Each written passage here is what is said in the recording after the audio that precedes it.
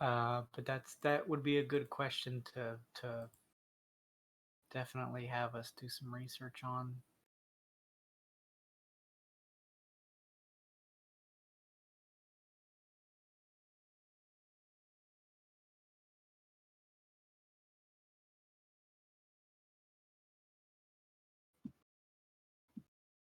Hmm.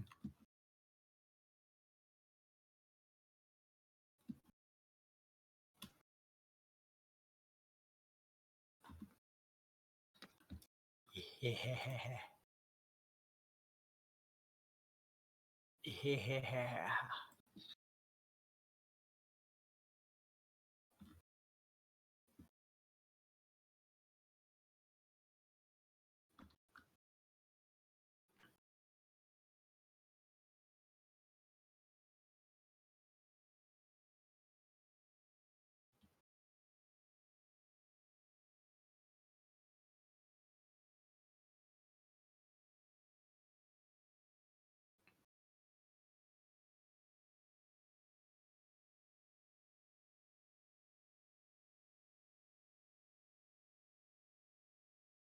Hmm. Hmm.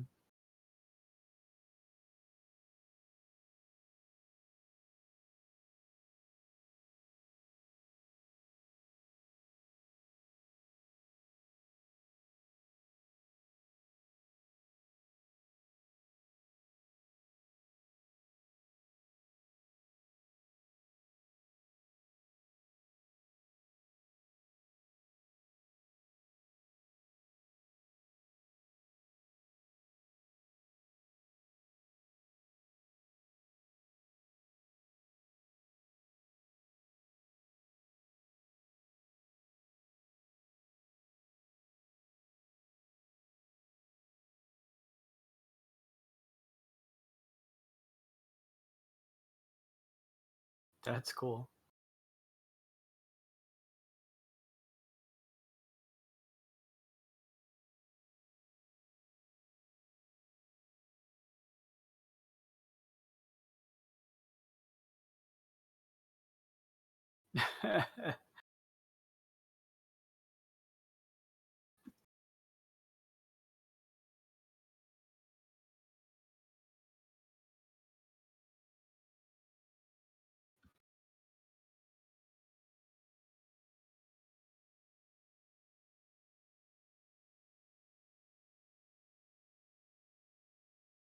Hmm.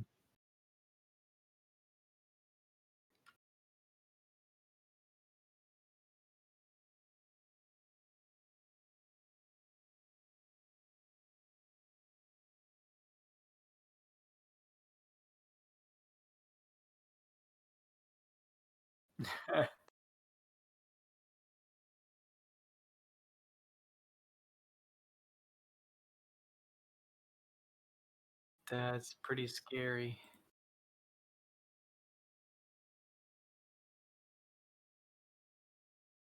Yeah. Oh yeah.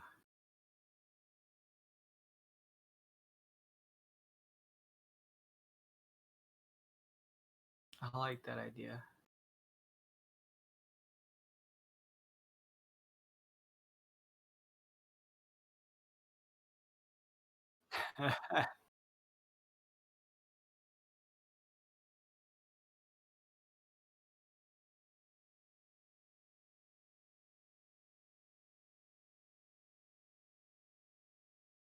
Yeah, it's pretty crazy. I like that.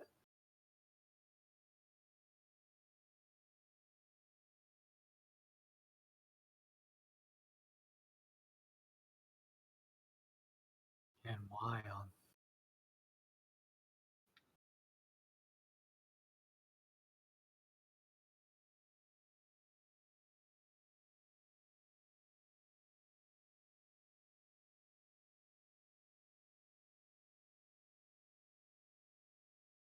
Sure, sure. Yeah, I don't have much spiel wise, but yeah, sounds good.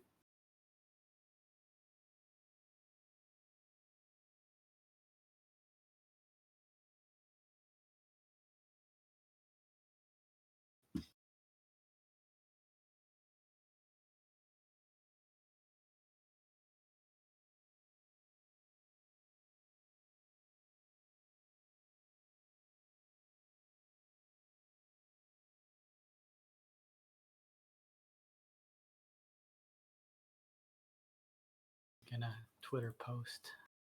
I got the link to your Twitch. Mm-hmm.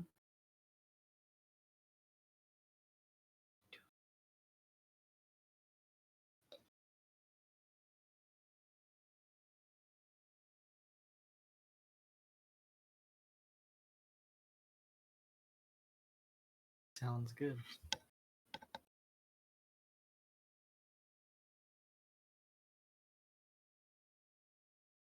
Okay.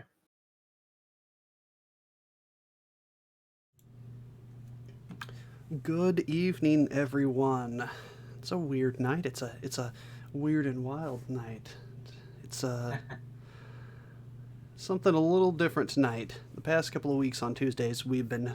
I personally have been with my good friend here, Mr. Godmode, Mr. Jaso, doing Roll20 for Dummies. I've been trying to figure out how to run it so in the future I can possibly host a few games just like I do with or he does on Fridays, and I've been playing in for like 3.5 years now. So we've done 4 parts to it. If you want to take a chance at the beginning of this to hop on over to his channel in the future and look at the VODs that he posted up for it. They're about 2 hours long, and they go over the basics of running a game on Roll20. I've taken that knowledge, spent a little time this weekend on working on some stuff to set up with him just to kind of see what I've learned from the teacher over here. We're not going to be on too long tonight, but it's going to be a good test for me to see what I have. And again, we are joined by our good friend Mr. Jaso, Mr. Godmode. How's it going, buddy? This is Slim slash Brian slash husband's final exam. He has passed all the written tests. Now I'm sitting in the passenger side seat of the D&D vehicle, and or the Roll20 vehicle, I think would be more apt. Now we're gonna see what he has learned from my previous hours long just diatribe of verbal vomit. So let's see what you got, buddy. Oh no, I'm about to crash the Spelljammer into the side of an asteroid then. Alright, first of all, I took some of what you've done on our Friday games. I've noticed that in D&D, you always have downtime in between areas, and it's hard to have a map. Even when I play at table, I don't always have a map or a battle set up. Usually it's similar to people like you've seen Critical Role or other people.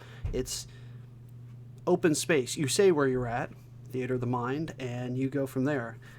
He's done something that's actually been very beneficial, putting what characters are active. Right now I have some of the free assets they have. I guess it was like a familiar faces or something like that from Roll20, and I have a character here, the old druid, who's going to be a NPC giving Mr. Jaso's D&D character a quest, so to speak. It's an elven city. Found some art, tossed it on there, and was able to actually adjust it to the proper size I've felt after going through the page toolbar at the top here and going through this stuff and trying to figure out the proper dimensions, which was a lot easier than I thought. It's pretty simple. And then adjusting the rest of the page so it doesn't look like there's dead space or anything around here.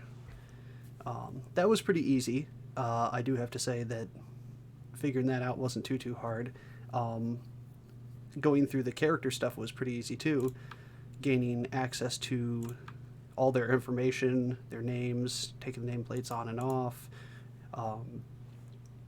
giving them access to different things if they have lighting or not. He's a magical druid, so he's got a base light, a bright light of 5 feet, and a low light of 5 feet, so 10 feet total. That he acts like a lower level torch, so he can radiate light off of the mission he's about to give our character here.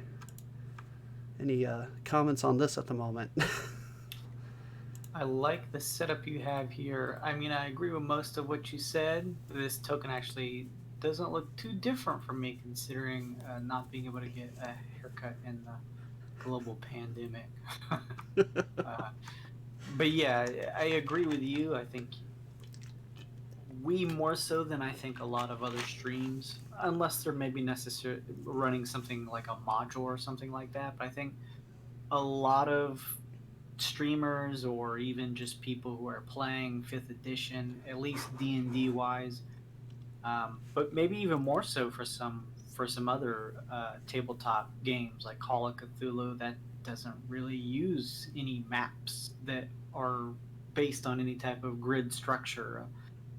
So there's plenty of games out there that are going to be mapless, and you're just going to have, as husband mentioned, theater of the mind, and it's a great idea as you've done here to sort of at least even if you don't have the tokens of the characters, at least paint a background. But yeah, I love the idea of at least having the active tokens in a scene there too, because a lot of times, even if you just throw sort of like a backdrop to help paint the setting, sometimes just naturally your players will forget, like, well, hey, is this guy that we've been talking to with us? And you can just easily show him like you did with your druid guy here, so we know that he's here. And in whatever hut we're in this treetop village, I can already picture it in my mind. And before the stream, he gave me access to my tokens, so you can see me. And this is a gridless map, so I can move my token wherever I please, and so I can play with that. And yeah, this helps illustrate the idea of just, okay, gives me a bit of a primer in my mind of the location and setting that my character is currently in, and whoever this character token is. And I another good thing is, like I mentioned before, you can always punch their name in, and once they reveal their name to the party, you can then show it to all players. And then because for especially someone like me, I have a terrible memory, so letting me see NPC names once we have appropriately figured them out or learned them or spoken to the character and they've let us know what they're called, that definitely helps. But yeah, no, this is a perfect way to kind of show off some stuff here, and paint me an idea, paint me a picture of what's going on. All right, so you're a local traveler, maybe a thief, I'll walk down the bridge here.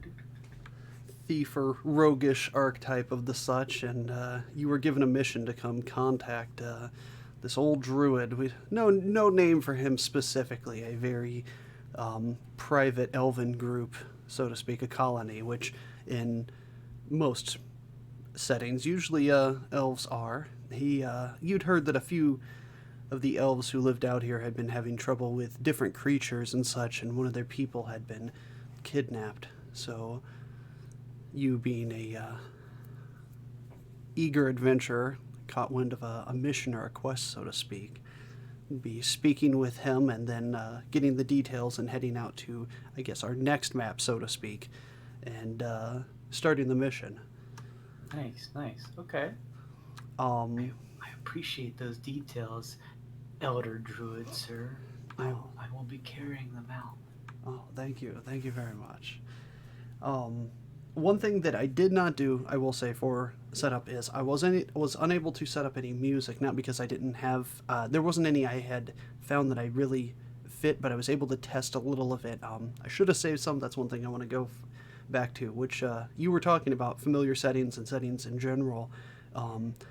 One thing I've noticed, even playing with my players at table, is miniatures are just like these. You said memory of who and what. Seeing a picture of someone, you can usually, or a figure or a miniature or something, just like the images here, usually, you snap to, oh, that's who it is. Or you see something set up, you automatically get the setting in your head knowing, wait, why is our insert NPC or ally's name over there doing this thing? The music as well, I have to say that on our game on Friday, we have a giant duodecahedron D20 looking ship that we live in, spaceship, so to speak, a spelljammer, and every time we log in there, it's very calming. I mean, we could be logging into a mission where we're getting ambushed in our ship, but hearing the music, that almost pen drop piano tone, is always very soothing. It's something, it's a trigger, it's a reaction. It's very calming and relaxing. So that's something that I've been trying to go through at, like I said before, I've had reactions at table when they hear rain or thunder.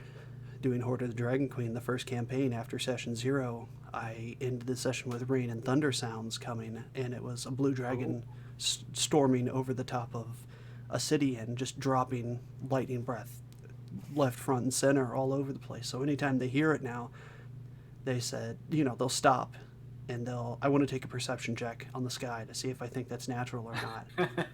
So it's freaked them out. Yeah, that's one thing I do have to say is the beginning of that is really good. They doing a session 0 leading into it, walking up over hill and seeing this entire city on fire and a blue dragon flying over it, launching lightning into it. Some of them, a lot of people I've noticed have started it in there, but bringing that up to them, that's really a call to those characters that I put the option out there as opposed to the book that we could skip almost the complete first session and move in afterwards and see the next morning the aftermath and how they could help if they didn't think that they were up to the challenge to walk into a city that's getting pillaged and attacked by a group of dragon cultists, dragonborn, and a giant freaking blue dragon. Because to be honest, if I rolled up into that, I'd be like, no, I'll check in the morning, bro. I'm not going into that. All right, you've gotten a quest from the druid. He said he's going to take you out to a little waypoint,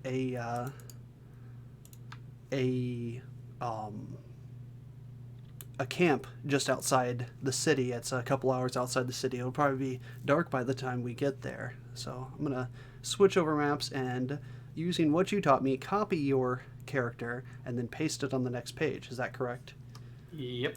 You can always have multiple tokens ready, but considering that things may change in between one map from the other, players may get into combat, they may heal themselves. They may heal themselves and just mark it off on their sheets, and they may not always communicate that with you.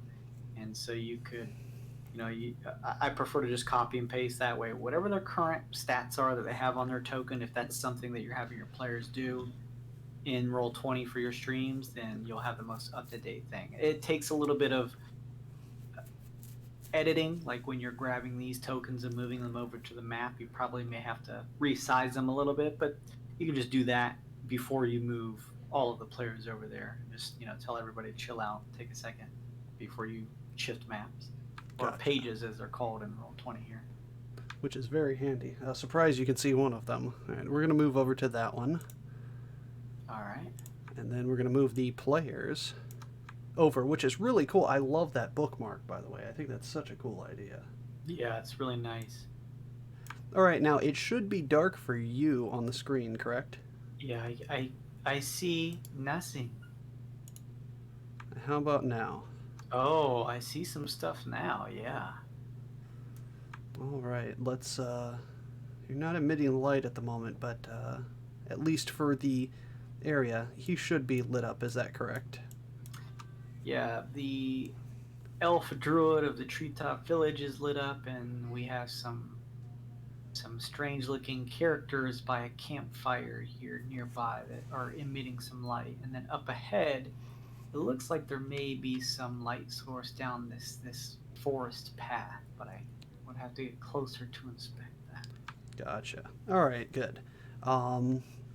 The druid led you out through the woods for a couple hours and leads you up to a nearby camp. A little tent is set up, and there's a fire set up with a female and male ranger, other local adventurers that kind of set up here, and said they were making more of a base and a camp just outside of a cave that was up ahead, that they thought that there was potential danger or maybe fellow allies inside, and they were waiting for you two so you guys could go in and explore.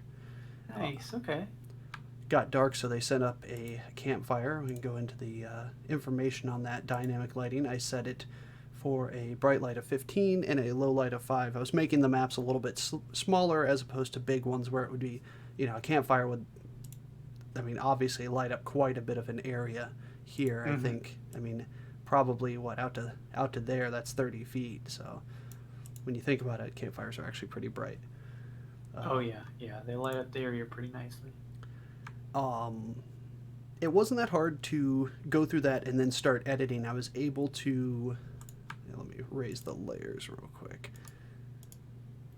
I was able to layer the maps down. These two pieces to this map are assets that wife actually had picked up. She found a Kickstarter a while back and got a couple map assets, and I think it's like 10 or 12 different settings, and like each one will have either 20 to like 60 different squares in it. So I can actually make quite a few maps with the base I already have, or make additions to it, which without even knowing it, she got a huge asset for me to begin with. So I don't have to sink as much money initially into Roll20 to get stuff. But I was able to pick up a couple of packs for a couple things, That's like pretty awesome.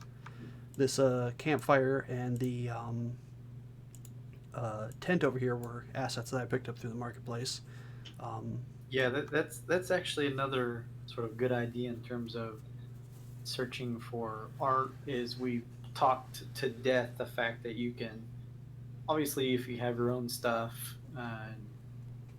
you also have access to stuff like the Roll20 marketplace. But kind of going along with that, yeah, there are quite a few, especially once you really sort of wiggle your way into at least the art side of the TTRPG community. There are a just ton of really, really awesome, great artists who you can just subscribe to on Patreon, and when you do, you'll get full access to their entire library. You can kind of stay paying them, even if you don't have much to give. They will still offer plenty of new art, on a regular basis. It's all dependent on the artist, but you're going to get new stuff in a feed uh, on a consistent basis, as well as with most of these people on Patreon, I've seen the full sort of backlog of their art. So it's really awesome. And they do this cool stuff where they kind of do, dependent on the tier that you are a patron, you usually get access to a map, but then depending on how high of a patron you are, you may get different flavors of that map and a variety of options to suit your needs. You may love this map, but you're like, man, I like the map, but I wish it was, dark, or I wish the trees were this color. And you can take a look at these Patreon pages and you'll see that they generally offer a lot of cool variety with those options. And you may find that that works a little better for you in terms of searching for art instead of someplace like Roll20. So yeah, that's definitely a great idea to kind of keep an eye out for art when you're trying to build these type of assets. Agreed. Which, I mean, this, when I was most things I've noticed when you drag and drop them, like this map was only a 5-foot square initially, and then I was blowing it up and stretching it out, finding the right range. So going from a 5-foot square into, what is this, from edge to edge, 45 feet across, which, I mean, that's it. I think it rendered really well and it was nice size. The one thing I did like about the map on here was here and here are the endpoints for it. All tiles that the creator made for this have at least one access point to where it can tie into another. So this little pathway up ahead here that you can just see the edge of ties into another one at another point. So you can actually take these and just build them as long as they're close to scale to each other. It was nice to be able to get different twists and turns. I mean, I could make infinite number of dungeons. It's just like regular dungeon tiles, and now being able to scale them bigger, this small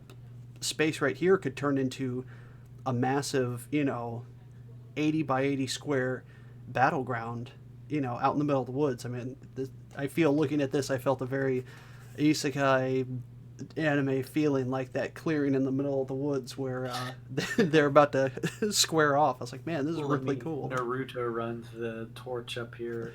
Yeah, no, I definitely love any option in terms of maps when they offer the sort of like modular pieces to it that you can use to help build maps out yourself. That's super helpful. All right, let's go to a different layer because I had one question. Going back to character base for a second. These characters say that they're going to hang out over here. The male and female ranger said that they're going to hang out for a little bit and wait for you guys to go in there. If you need backup, they'll come on in. The old druid here says that he'll guide you on up ahead and that you may need to strike a torch. So let's see if we can get you active with lighting first. I pull out my torch and light it. Oh boy. I'm going to go to the dynamic lighting button. You have vision. Let's see. We're going to give you bright light access of... How big is that? torch lights up to 20 feet with bright light and an additional 20 feet of dim light. So the way that I set it, at least in the legacy format, is I go 40 in the first slot and then 20 so that it starts dimming at 20. And do you... Yeah, that's perfect right there. Good deal. All right, let's change the layers. And then I don't know if you want me to see it, or maybe you just want to keep it hidden for now, but my health and stuff like that, I can't see any of that. I don't know if that makes a difference to you. There you go. Shoot some acid out. Let's try to make sure I have the right levels. Yeah. There you go. All right, my question was, as you guys were to move up on ahead, he says this is up in the clearing up here. I wanted to initially put a barrier. Are you seeing blockage from the trees on the sides here? Is the light being blocked off on the sides? The light is not being blocked. I have you can if you click my icon and Control L me, you'll see that I can see all the way to the sides on each side to here and here. Gotcha. That was something I was testing out. It was very handy to be able to switch. Let me force stream and go to you, and you said Control L, yes? Mm-hmm. All right, good. This layer right, let's see, this layer right here, let's see. Initially, I was trying to make that object, the bushes there, I was trying to make it, I had drawn out the lighting on the sides. I had drawn the lines like you had showed me last time around the tent and around the edge of the forest, so you couldn't see past a certain area of the trees, so the light would be, only go so far. I was trying to make it a solid object, this bed of roses, to where light wouldn't go through, so you guys would be unable to see what was up ahead, or taking a magic check, or pulling out your dagger and hacking at the thorny vines and cutting up your hands, but you're able to clear it and get past the brush. I could not make that a solid object that would block or refract light without overwriting the others. One of the things I would do in a situation like that is, you can probably see my drawing here of my line work. You see those lines appearing? Yes. Purple lines. I would, if you're doing dynamic lighting, and this can be depend on how much of the trees you want to show, but you could do something like this, and keeping dungeon rooms in mind, basically build out an area, and these trees continue to go on, so you could probably keep on drawing it, do something like this here, and then I can't see the area up there, but you could do the thing where you and connect them at the end and then right click to set it in place. But you could do this effect so that I can see some of the tree foliage, but similar to real life, as the abundant number of tree trunks form to make this forest wall. At a certain point, I'm not going to be able to see too far in there, so any areas past this purple line, I'm not going to be able to see through. And then as I was mentioning on the stream, you can just use a single line starting somewhere over on the outside of one side of the purple room or wall and moving it to the other. And what that would do on the dynamic lighting layer is, I wouldn't be able to see outside of any of these purple lines, and then up ahead I would be able to see the thorny rose foliage up ahead, but only up until the point of the red line. I wouldn't be able to see past that. So I, as a player, would see that and say, okay, it looks like the foliage of some type is dense enough up ahead that we can't see past. Okay, so drawing with another color, or just drawing another line through it, would be able to do the same. It wouldn't unconnect it as long as the rest of the stuff was connected. Because I did that initially. I had drawn out the edges. I had removed it because I was trying to figure out if I had to make a box and put it there, or How do No, you? no, no. Any shape that you draw is going to be a shape that cannot be seen past. So even if it's just a flat line, if you do it, and I do it sort of like at the tips here where they're actually outside of the purple lines. That way, there's no way for my character to see past it, and just Ah, even this straight line would obscure my vision past it. So, and I just use it. It doesn't matter what color you use. All the dynamic lighting system is reading is the actual shapes that you're creating. I just use different colors like red for the doors to so that me as a DM, is able to more easily when I zoom out make out okay they can't see up ahead and that looks like a flat red line, so I know that's a door that when the time comes that I step up here and do some checks at the foliage and see that we can't move past it. So I use my torch and light some of it to burn through this sharp, thorny vinage, and that burns it away, and you just remove the uh, the red barrier there under dynamic lighting, and that would open the way up ahead to be able to see what's past that. gotcha. So that's blocked for you now, yes? That is blocked for me, except I can still see past it, at least with my low light vision. Gotcha. All right, cool. Interesting. I'm seeing it from your end too. That's interesting. Okay, I didn't know that would. Now, how would I remove just that shape? If you're looking to remove just that shape, then you would just select that, just drag select over whatever the line or whatever you created and just delete it.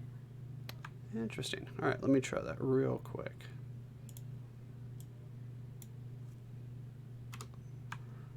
And then, Yep. I use my torch, burn through the foliage, and now if you control me, I can see along the rest of the path. It looks like there is a lit torch up ahead leading to some type of cave side rocky formation area that I'd probably need to investigate. and there you go. It's off the map. Interesting. All right, that's what I was trying to figure out. I forgot that straight lines would just act like that because I remember asking about that for the windows and stuff. Yeah, it offers a variety of shapes that you can use when you do draw a shape like a rectangle or a circle and stuff like that. But like I said, I generally just skip all that and only draw using the polygon slash line tool to create the dynamic lighting. Because anywhere you draw a line, it's going to create a surface that your players can't see past, unless you have something special turned on, like for my character, like a low light vision type thing. Interesting. All right. Well, you were good enough to pull out your torch and torch the roses. I I don't know if, didn't burn down the whole forest. That's good. which is good. I don't know if the druid was happy with leaves and vines being burned, but Yeah. Sorry. Hey, so sorry, sir. I come from the city. I hate flowers. It's a thing. Nature creeps me out. Well, going up ahead, you would notice that there's a spoopy entrance to a cave. Ooh. A torch was left out aside. They're not sure what sort of magic made those roses or brambles grow, because this was clear a couple hours ago. Interesting. So, do you enter the cave? Looks pretty scary, but I have my torch lit.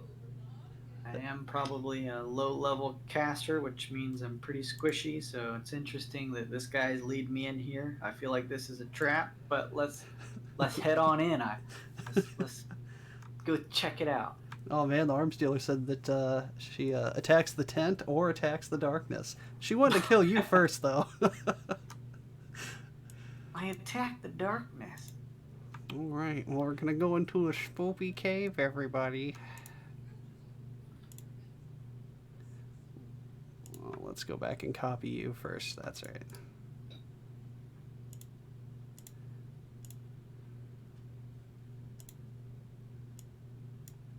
And there we go. Now let's paste you in here. There you go. It's a dark cave with a little torch. Also, that torch on the outside, I was going to say, was another one of those free assets straight from the web. I use the search function when looking for items. Let me go over and scroll over that real quick.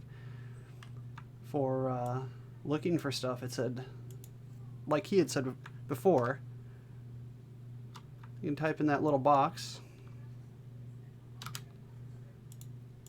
and search for different stuff. I typed in the word torch and was able to find one, pull it up, and just toss it straight in there and give it a lighting effect, which was pretty nice. And same with this one, just a generic little torch to throw inside of this cave, which I'm assuming that you can see from your perspective.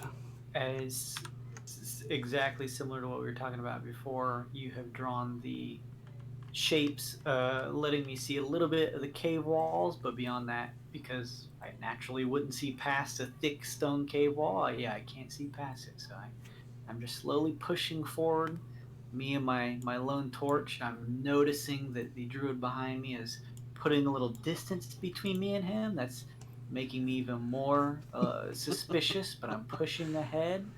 Um, with my torch, I can see a little crack area here. Try to peer through the wall, but I probably shouldn't be able to, so I'm gonna push past that. Which I've noticed with the dynamic lighting, I drew straight lines through the pattern here. Let me pull it up so everyone else can see it. If you can see it on stream, I drew those completely straight connecting to each other, and I think it might be testing for the new dynamic lighting system that you can see the light. Are you using the legacy format or the updated format? I was using the update. I tried the legacy first, and then I tried the updated one. I was going to do one for both. The other one was initially made with the legacy. This is made with the newer one, and I think the newer one's still being tested at the moment because when I started drawing through it, it blocked the light, but when you got close to the edges, you can see cracks going through it. Yeah. Well, I was noticing as I moved my token over the areas that you drew the dynamic lighting, my character, it's like my token erases it and I can see through, which is kind of odd. Yeah, I think that's something they're still testing and going through. It's weird. I mean, it functions great when I'm not too close. So yeah, this is exactly kind of how I showed you before, so I can see. Now, can you see any layout of the map beyond that? Is it complete darkness up ahead for you?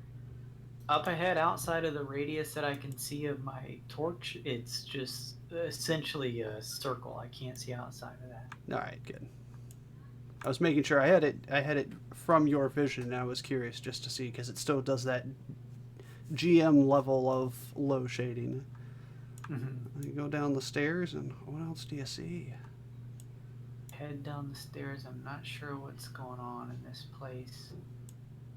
I push up ahead and see a table and what looks to be maybe some tents and carts and a cage in the distance, and what looks like some strange looking greenish pale skinned creatures sitting or standing around a campfire here.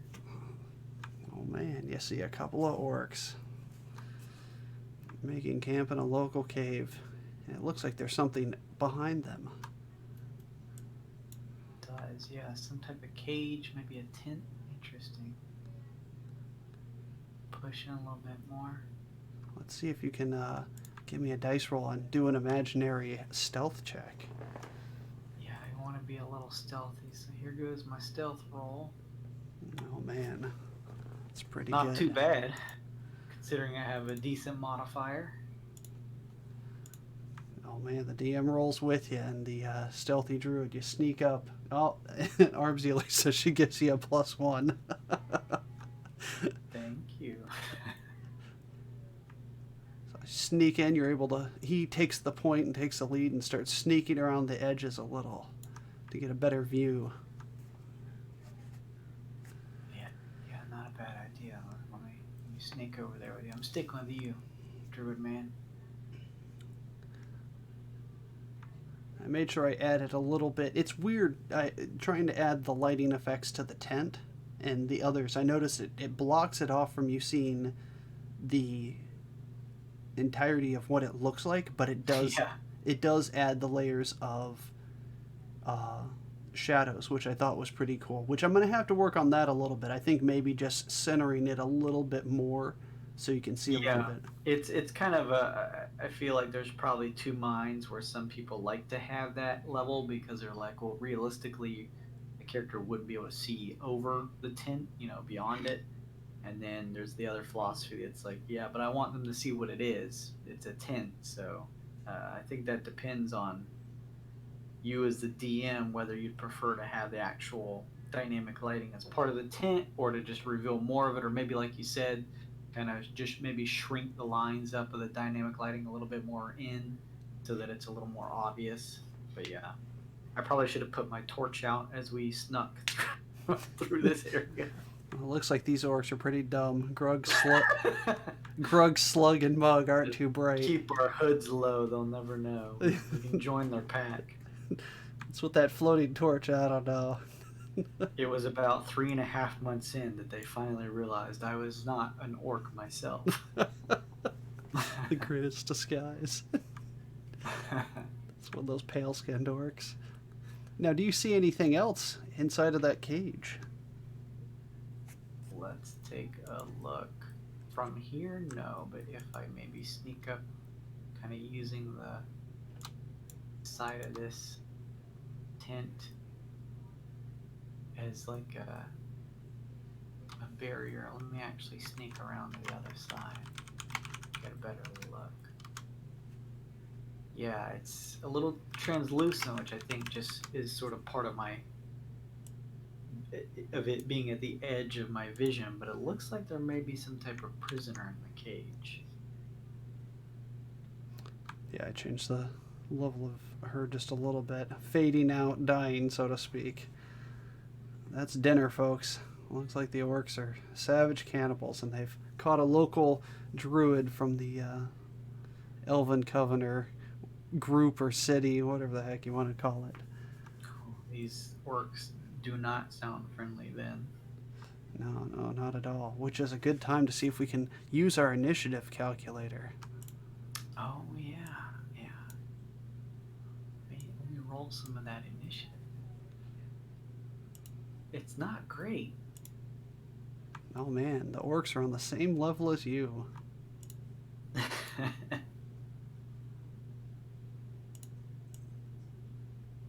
Yeah, it's not a great roll. Alright, let's see. Now, can you add yourself to the initiative, or the turn order? I cannot, but you would be able to.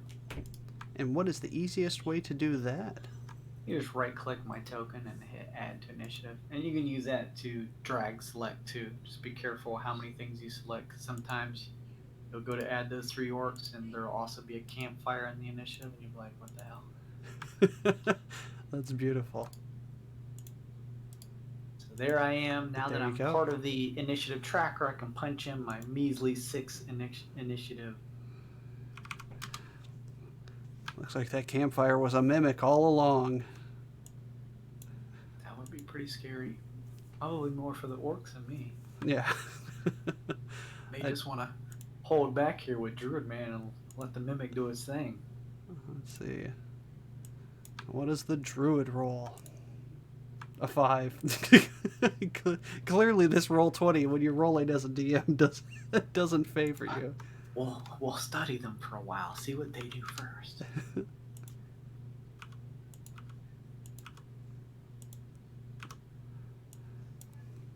That sounds good to me. I don't think my initiative was high enough. What's initiative? The will for you to go out there. He pushes you forward. Go take care of him. I knew it! Secretly, he had been making a pact with the orcs, feeding his people to them. But that's the base of what I had set up. I thought it'd be a good area for a little sneak in, a little attack, base setup, head back to the camp, and then head back to the city. I think those are 3 maps that, with a little exposition and talking, could last a good couple of hours at least to start, and God knows combat last for ever. Yeah, combat even in 5th edition can be a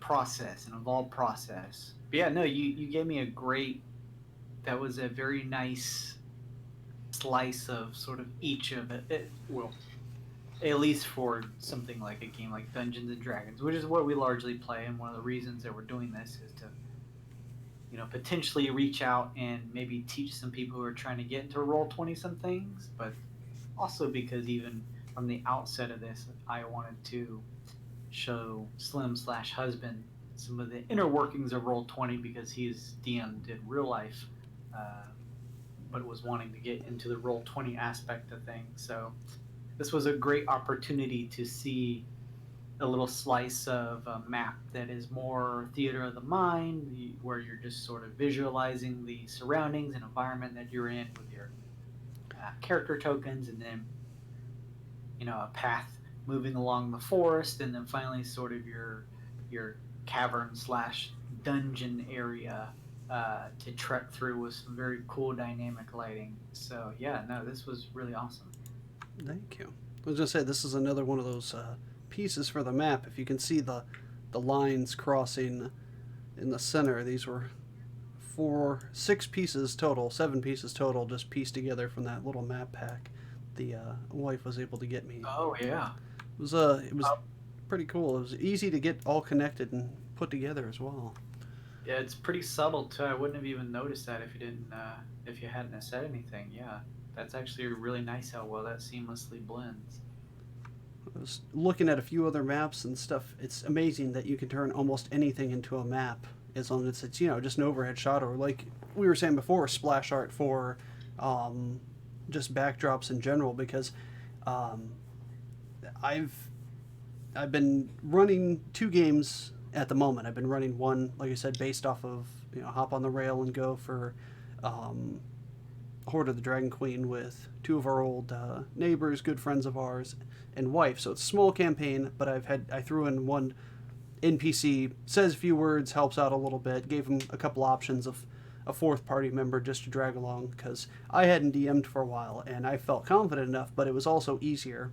2 couples playing D&D, 4 people just throw an NPC without without making original the character the most important part. Just a small dwarf that hobbles around and helps them out. A dwarf of the forge helps them, repairs their weapons, throws them a heal.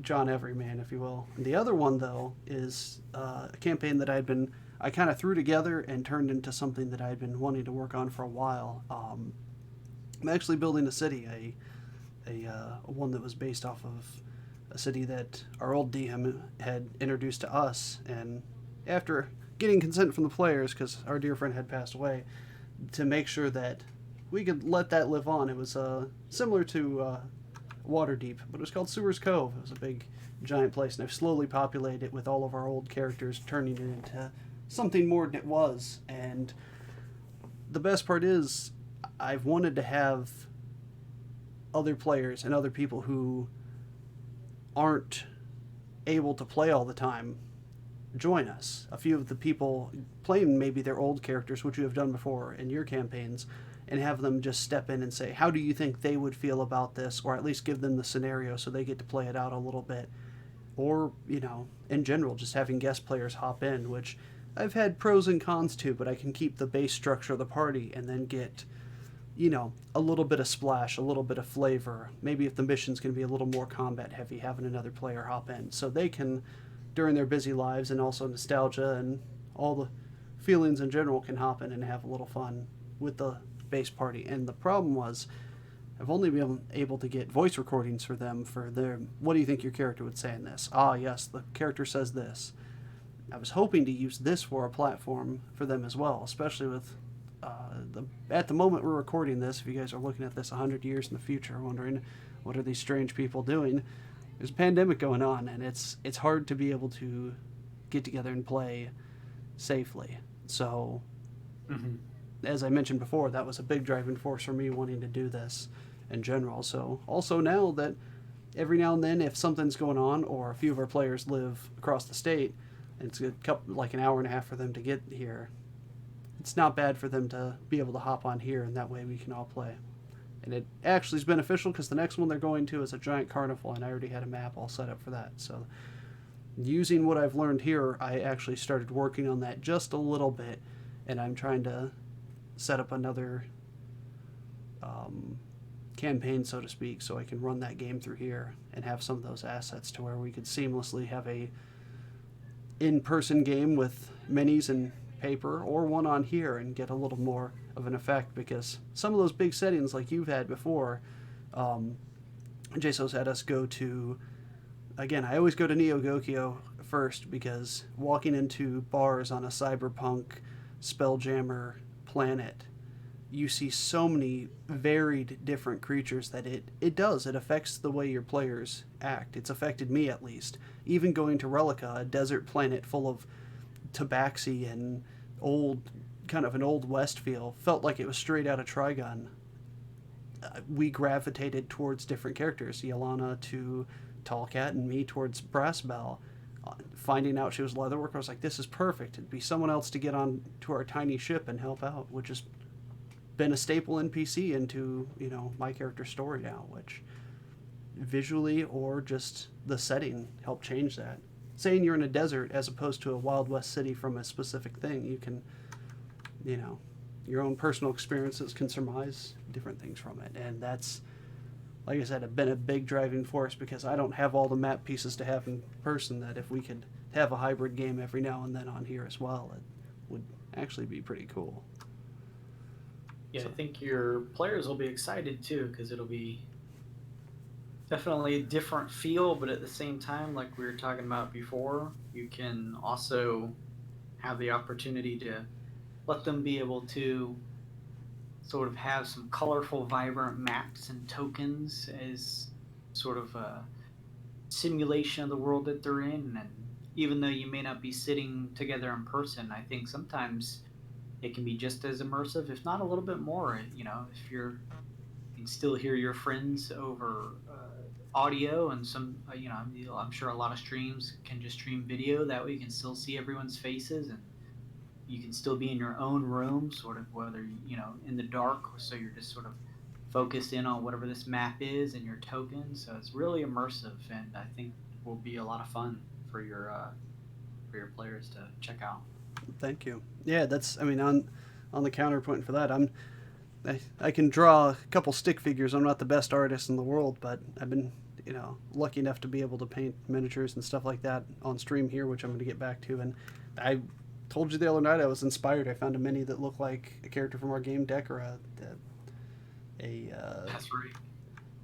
detective that we found on one of the planets, and I'm actually going to try and make like a little diorama or setting of something that I thought of from being on Neo Gokyo, like a crime scene he would be at, trying to use similar assets that I've seen from other great mini painters and artists in general, and try to recreate something that I've had in my mind from a place that I really enjoy, a theme and a setting that I have, because it's,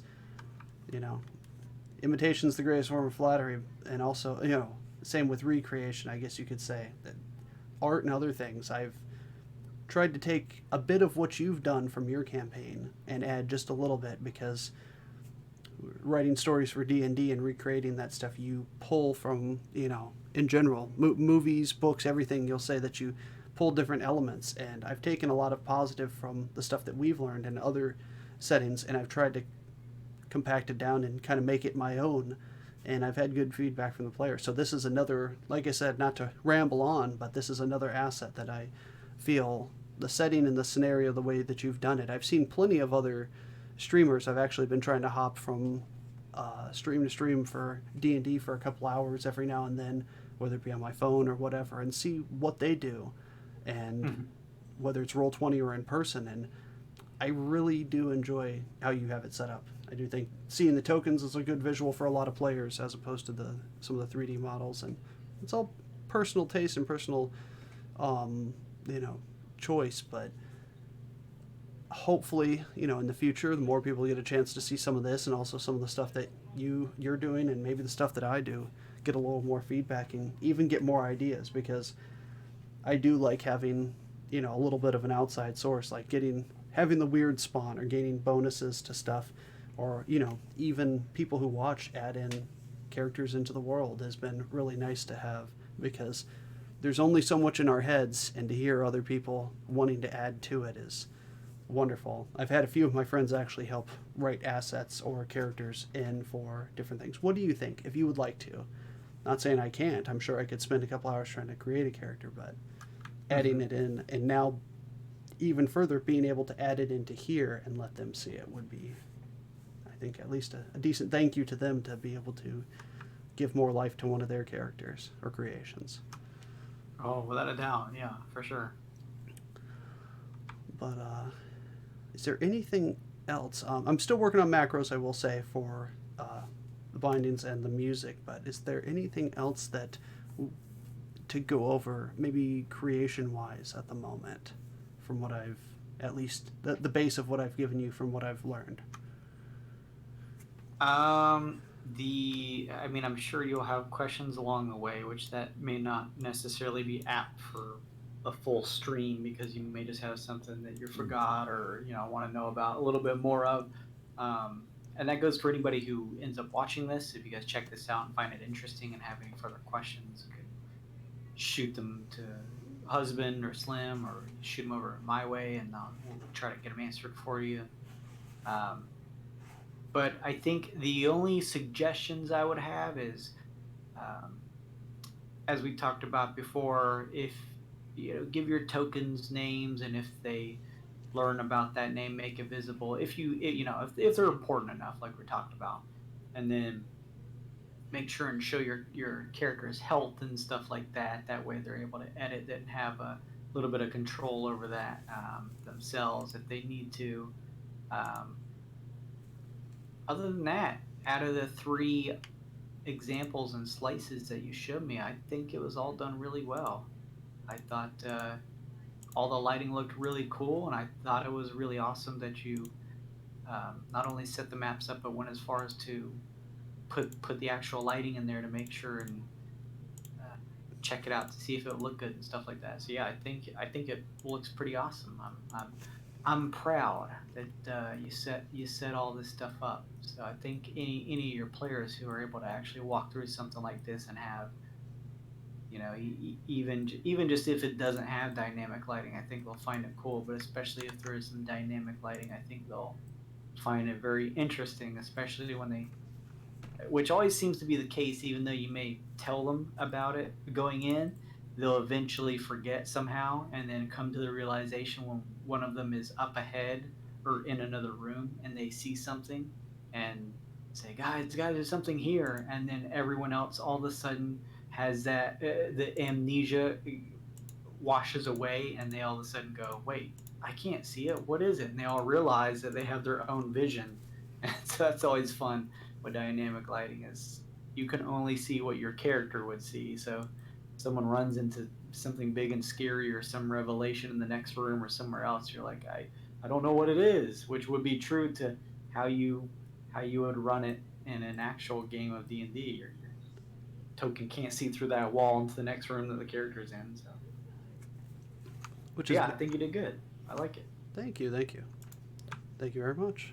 That's was hoping to get at least some of the basis, and I felt it was weird just seeing all the elements of what we had talked about and also what we've done over the years playing and seeing it pop up now. It's kind of surreal. Seeing it from the other side, seeing a couple extra buttons pop up and being able to move things that you normally couldn't. I was like, you feel like you're playing for a moment, and then you got to remember that, wow, I'm on the other side of this.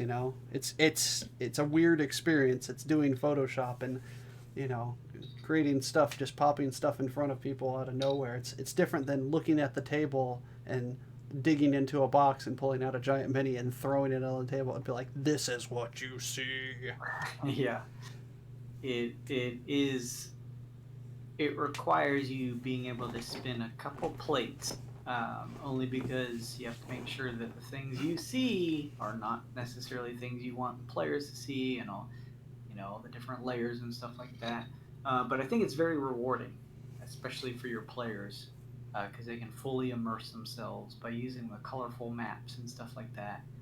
And like we had talked about before, it's all pretty easy. And as you just do this more often and play with them more often, and especially as you get into a couple of games with some actual players who may suggest some things, just on the fly that you may have not thought of, like, hey, can my character do this so that I can be immersed better, or can you give me the option to see this or something like that. You'll get the rhythm of it in terms of giving your players what they need to be able to get involved into the game. And the hardest thing is just the dynamic lighting, and even that is not hard. It just takes a second to wrap your mind around and get ready.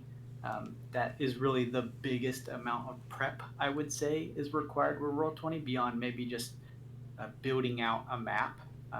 Otherwise, it's pretty cut and dry, and it's all fairly intuitive, which is really nice because you can go in, uh, spend a little time pressing some buttons, turning some latches, flipping some switches, and most of the stuff will react, and you'll be able to see what changes. You don't need players. It's not something where you need actual players for a lot of stuff.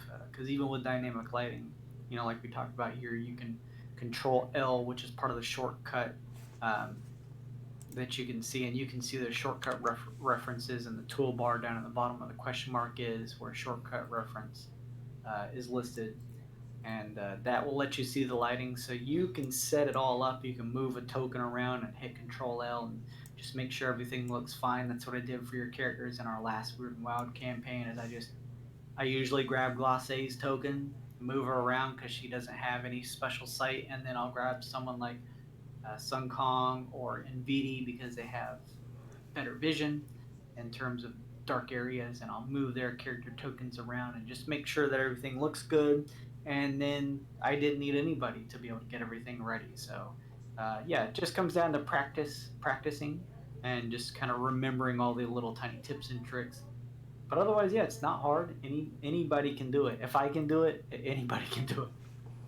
Yeah, that's doing some of this for a while. I thought about it myself too. I was like, man, I'm no genius. I definitely rolled at least higher than the standard 8 for a human intelligence. But holy cow, this is a lot easier than I thought. But like you said, it's a lot of just playing with it and getting used to it. Because this weekend in my spare time, I was actually playing a war strategy game. I love stuff, Advance Wars, Fire Emblem, stuff like that. Fog of War is something that means a lot to me because you can cheat the system, run in, and just reset. But when you're playing a game like this, you run into something, you aggro. It's not Metal Gear Solid. You're not going to go hide for a couple minutes and they're going to go right back to where they were. That's right.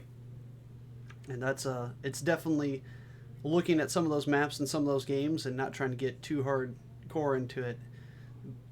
Even at the table, trying to put stuff meticulously in the right spot, because setting the right trap or setting up the right scenario, which I know you've had to go through before too, because all it takes is your party having an Aarakocra and the game changes. Well, if I've got 12 dwarves with just a bunch of hand axes, they're not going to get that bird 60 feet in the air launching fireballs at him. He can just fly right away. Well, I got to change that. Well, what if I put him in a small cave like this and say the ceilings are only 10, 15 feet tall?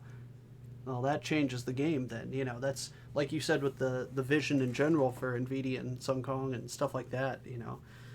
That it's crazy how far that one or two abilities now can completely change the setup of a game, because especially if those are your scouts. One of them is a scout. Oh, for sure. Yeah. No, those are good strategies in terms of trying to think about stuff that provides a good challenge to whoever your players and their skill assets may be for their characters, to make sure that they're challenged but also having fun, stuff like that too. It'd be terrible to have a giant xenomorph crawling on the ceiling with dark vision, 10-foot reach, and mandibles coming out. Well, thinking about that right there, I was like, man, creating characters and then thinking about your DM and stuff that you have to throw at him, because that's especially having a big group like ours. There's so many different elements that can go into it, and having a lizard with a rifle shooting from a mile away, and a giant glowing man dropping images of himself nuking the ground. That's how do you plan for that stuff? I mean, trying to find that right balance of even obtaining some type of challenge in D&D 5e that's a whole series in and of its own. It's challenge unto itself. Yeah. Well, I do. Close to wrapping up here. I want to thank you again for all your help. I've had a lot of fun doing this. I'd love to do more, if not, a second one on Roll20, maybe when next couple months, once they finish their dynamic lighting, get a few new assets, maybe some creation stuff, maybe even getting with you to maybe for a little assistance on some Photoshop information on how to make some of these assets for the game. I mean, I got a laundry list of things I guess I can think of now of things that I'd like to go over with you and just ask, because again, it's anybody watching this is not just for me, it's for everyone else. We're no experts at what we do, and it's a fun game to spend some time with your friends and your family, which I've been able to do that with my extended family now, with the wife's family, and it's good to have in the era and age that we're in more assets than not enough, because I've spent tons of hours scouring YouTube and other pages and places that, even looking back at 3.5 and stuff, that there's enough information on stuff that it would have completely changed the way that we played the game, because things were written with a comma in one place and a period somewhere else, that it's changed the game. So even just with this, thank you for the help on this. I have, again, so many questions in the future for this, just setting up, like I said, music and some of the new lighting stuff, and trying to figure out how to set up Fog of War just a little bit different, maybe in the legacy mode before it goes for a setting. So thank you for helping me out with this. Yeah, no problem. Like I said, I'm sure you'll have questions along the way, coming up with other stuff, but I'll help you answer them outside of the stream here. And if anybody else watching this has any questions pertaining to how to do Roll20, you can check out our previous videos. And if you still have unanswered stuff, you can shoot us a whisper DM. I'm sure both me and Slim/husband will try and help you out as much as we can. But yeah, no, that's a good idea, is maybe taking some time off from this series, but maybe touching back again once dynamic lighting leaves beta and the data becomes the new format and they get rid of legacy. Or like you said, yeah, I would totally be down to just do a Photoshop tutorial. I would imagine that a lot of people that are running something like this may have the opportunity to use something like Photoshop, or at the very least would be able to maybe just throw 1 to 3 months worth of $10 at Adobe, just to be able to download and use it to maybe craft some things that they would like to build. And then from there, they can maybe watch the series that we can go over token creation. I do a lot of Photoshop editing. We could do some map stuff. I like to touch up maps sometimes. It's actually nice in terms of optimization, because the more elements you load up in Roll20 on a page, the laggier you can get. So I tend to try and build or bake everything into a map in Photoshop and just save that as one file. That way it's not a bunch of separate elements. Yeah, I'd be totally down to maybe touch base in the future in a little while and go over some of that stuff and show you more for sure. That'd be awesome. Yeah, I didn't even think about that. I know loading all of these different separate objects and then making just a solid one, because again, the next step for the group I was playing with is going to a carnival, or a traveling fair, so to speak, and I looked at it and I'm like, man, the minis that I had planned for that, as opposed to just the stuff on here, holy cow. I mean, I had a lot. It's one of those big dumps, one of those big sinks of interactive spots, which you had done before when I know we had gone to a carnival setting. It was nice to have just sub tabs of the different things you could do, and a little bit of theater of the mind, which is a nice hybrid, because I have noticed there's a point of too much detail on table and off a table, because it whether your players have ADD or not, they're chasing butterflies at times, and you're like, well, what is this on the table? There's a knife on this table right here. I'd like to take that knife and pickpocket it. Process that in your head. Okay, the 7-foot tall Goliath likes to go over to a public table, grab a knife, and put it in his pocket. This carnival just turned into a crime scene now because he stole from someone. Yeah, that is a good point. Sometimes you have to be wary of that because you'll be like, "Well, I didn't really mean for that item to be there for you to grab, but it's part of the art of the element of this token set, so I guess so." Yeah, yeah. Sometimes too much detail is too much for players. Sometimes you'll have a group of players and you're like, I built this incredibly huge open sandbox world and you guys can do anything in it. Sometimes players are just like, well, what do we do? Just Yeah, tell us what we should do and we want to do that. We don't want to just mosey around in the desert for 7 days not getting anything done. We want to have, we want to have that high fantasy, we want to have that power fantasy adventure. And if it means there's a little bit of a out in the distance, some tracks set to guide the players along, then yeah, so be it. yeah. That's I know we could go into hours of stuff on that just in general for um, D and D theory crafting and so forth. That's even planning for your parties. I was doing a game for a couple of friends a while back, and I was really into it. Made a whole bunch of stuff for it, and they were more just blow and go murder hobo kind of party. They were like, we prefer more combat heavy. The RP's cool. We like the story elements, but there's a lot of old beer and pretzel table games like that people just like to, they want combat. That's what they want, a new challenge every you know maybe once a week for combat, something new, something unexpected, or something they do know but with new characters to do it. And uh, Mm-hmm.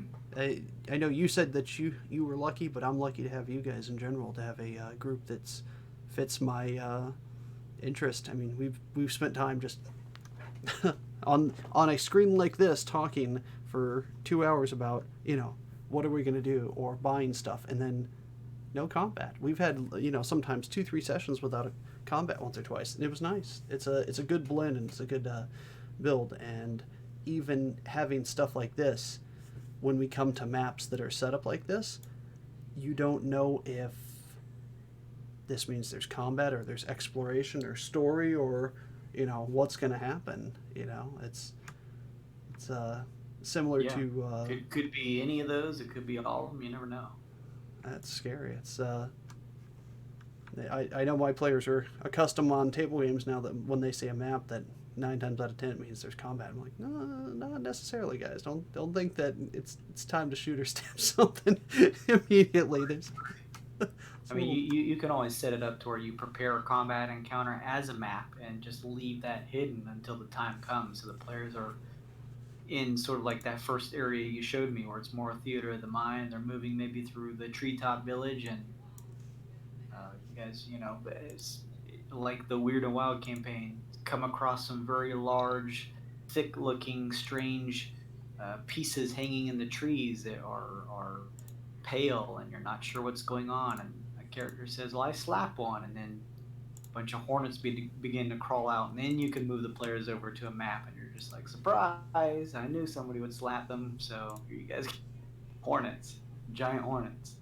yeah, like it's scary to even on the step in there. Sorry, we lost screen just for a second. Um, it's I've had that happen tons of times. I gave a example just the other day. Talking about my wife, we were playing a game, and I had set an ambush up for them, and I thought that they were gonna shut the door and leave, and they end up my wife's character and another character attacking an owl bear that was inside of a house that was just supposed to be somebody's pet. It was oh, don't go in that room. Obviously shouldn't. They snuck right in and basically killed the thing and started skinning it for hides to turn into armor. Right in the middle of a grand kind of gala party there on the second floor, a field dressed an owl bear. Like, what? Of all the scenarios. Where's Minsky? Exactly. That's the first thing that I had the guards do. Is I had them, they checked through everything, and I was pushing the plot, and I was like, all right, the guards should be patrolling now. Oh my goodness, they killed Olivia! And they turn the corner, and my wife's 7 foot tall Goliath's wrist deep inside of an owl bear. I'm like, oh god, what are? You want some of this? Yeah, she's like, I told her the questions you ask yourself and the questions you get asked, you'll never ever imagine. She looks at me and says, "How much does an owl bear weigh?" And the game came to a halt for a second, and my brain started to pour out of my ear. I'm like, how much does it? Thank you, D&D Beyond. An owl bear weighs like 700 pounds. She's like, oh shoot, I can only lift like 580 because I'm 7 foot tall with an 18 strength. Like, okay, sorry, you can't lift it. You could probably drag it. Okay, throw it out the window and use it for a cushion. I'm like, oh god. That's great. That's D&D. And also, Gorebeard, thank you for swinging by. She said Jason always rewards RP before combat, which is like you were saying, we've talked our way out of quite a few things, which has been helpful. Oh yeah. That and I'm just real crappy at combat, so any opportunity for you guys to avoid it is something that is a possibility. Absolutely. Oh man. All right. Unless there's anything else, I don't want to keep rambling with my fireside D&D stories. Is there anything else that you can think of last call on any of that, or any other questions anybody else had on what we've worked on? Unless anybody had any questions, I think that pretty much wraps it up. I know this one was going to be a shorter one where we just have you take some of the aspects that you were able to gather over the past couple sessions that we've had doing this and craft something together that would show off some of that stuff, and it's pretty awesome looking and I really like it. So yeah, that is a perfect example of you just kind of sitting down and listening through some of those Roll20 for Dummies stuff, figuring some things out, and you know, within probably how long did this take you? A couple hours?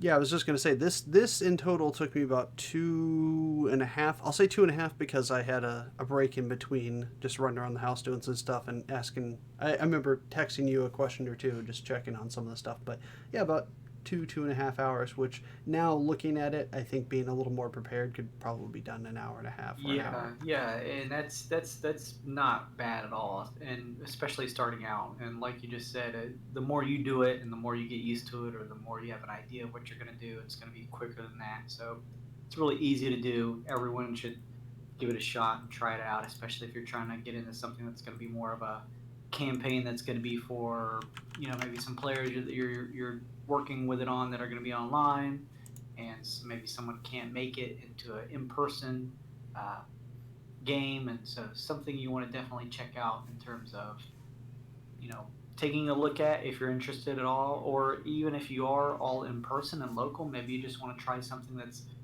kind of immersive and lets you show some really cool maps and stuff like that and try that out. I know that even if all of us, for Weird and Wild, if we were in person, I still may prefer to do it over Roll20 because even me as a DM, being able to use music and being able to use colorful maps where all of your character tokens is there and using special effects, that is extremely immersive even for me as a DM who kind of knows what's going on even behind the curtain. So something everyone should check out. If you guys have any questions, as I mentioned before, either on Twitch or Twitter, I'm sure you can ask husband too, and we'll try and help you out, or on my channel, GAWD_mode, God mode. Give me a holler if you have any questions. And I've been DMing this type of stuff on Roll20 for years, so I don't know everything because I know some elements that kind of stuck to them more than others, but I'll definitely try and help you if you have any questions. So hit me up there, or just Twitter, it's the same handle, and check it out. And then if you missed any of this current session or want to take a look at any of the previous Roll20 for Dummies that we did this one over on the husband and wife stream, which you should check them out because they do a variety of different types of games. The big one is Animal Crossing right now, which is cool. Are you guys gonna have some upcoming Pokemon content for the DLC? We actually are. I think it comes out either next week or the week after. We're gonna do one beforehand just to get back into it because I haven't played for a while, and then do the DLC as it comes out. And I think on the Sundays we're gonna do a little bit of this, going over some of it. I think I'm gonna work on making some of this and talking with some of our viewers, and also with the back to painting a few minis and just doing game prep in general with Sweet. sharing it with people. Awesome. Yeah, so definitely check them out and take a look at them. But yeah, you can find any of the previous video on demands or the YouTube videos over on the God Mode channel, GAWD_mode. We just wanted to have this one hosted by husband/Slim so that he could show us some of the cool things that he set up for his campaign over on this side, and to just kind of give them a shout out too, because they do a lot of cool stuff on Twitch. So yeah, I think that kind of goes over everything. I would love to, as you mentioned, touch base on some of this stuff in the future. Like you said, maybe when the updated lighting kicks in, or if we want to just touch base on sort of a extended how-to/guide/tutorial series, just going over some Photoshop skills, techniques, fun stuff. At least some of the stuff that I could show you guys that I do, whether it's for tokens or map editing or just some general tips and tricks. So yeah, for sure. Yep. Again, thank you. Yeah, he pretty much covered it for a the wrap up there. Check us out playing, or check him out hosting, like you said, on GAWD_MODE Friday nights at 9 Eastern. We've been playing 3.5 years now, and again, we're coming up to the 100th episode of season 2, and we are coming up on episode 100 very quickly here. Yeah, it's crazy. I'm chomping at the bit. I can't wait. I was going to say one last point before we go. You had brought up one good point about playing in person with Roll20. Putting it up on your TV, I've been doing the same thing. I've actually been talking about doing setups for that. And also, if your players cannot make a game, and you've probably had them call in before, you can use this mobily, and I've done it before. Like 5 times that I haven't been able to make it, I've been able to hop in for a couple minutes, make sure my character wasn't shooting himself or someone else, throw in a few words and help. It's been so much fun working on Roll20 with you. Again, thank you, and thank everybody who had stopped by. Hero, Gorebeard, Arms Dealer. What's up, guys? Yeah, thank you for popping in. This has been amazing. I'm going to spend some more time this weekend actually going over some of the stuff, and actually probably setting up an impromptu last-minute game for some family this week. So I'll catch you later. I'll catch everyone else later as well. We're going to head out for the evening. Anything else? You got anything else for us? No, I will catch you guys later. Yeah, check out our stream on Friday nights if you want, or we'll be sure to announce if we do any more of this type of stuff in the future, for sure. All right, that is Jaso, my DM on Fridays for GAW_MODE God Mode. We are husband and wife stream. My wife is busy at the moment, but also helping plan for D&D stuff as well. Thank you guys for stopping by. We will see you this weekend for more streaming, and Friday for sure for more D&D on Roll20. Till later, goodbye everybody. Bye, everybody.